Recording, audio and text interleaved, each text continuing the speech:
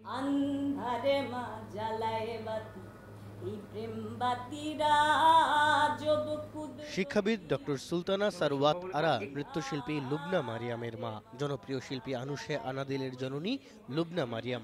তিন মাই বললেন নিজেদের মায়ের কাছ থেকে সবচেয়ে বড় প্রাপ্তি মুক্তচিন্তা ও স্বাধীন জীবনযাপনের সাহসের কথা।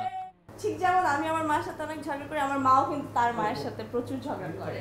সেটা হচ্ছে হয়তো বা মা মেয়ে হওয়ার একটা বড় একটা অংশ হচ্ছে ঝগড়াটা। যতই ঝগড়া করি না কেন, শেষে গিয়ে আমি আমার মায়ের কাছে অনেকগুলো জিনিসের জন্য সবসময় কৃতজ্ঞ থাকি। মুক্তি সংগ্রামী শিল্পী সংস্থার হয়ে কাজ করেছেন নৃত্যশিল্পী লুবনা মারিয়াম।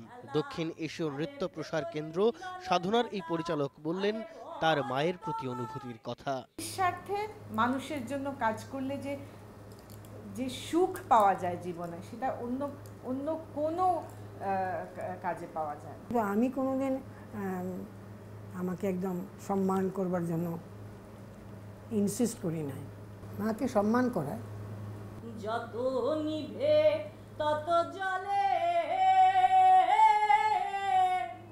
অন্ধকারে দেয় সাঁতার, ও মা অন্ধকারে দেয়।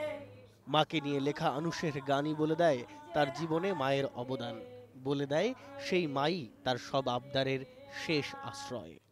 আরে ভেতর মিলনে মেলা, আরে বর্তমানে মেরে খুঁটি। এই তিন প্রজন্মের মেলবন্ধন সবাইকে মনে করিয়ে দেয় মা ও সন্তানের চিরায়ত সৃজন সম্পর্কের কথাই।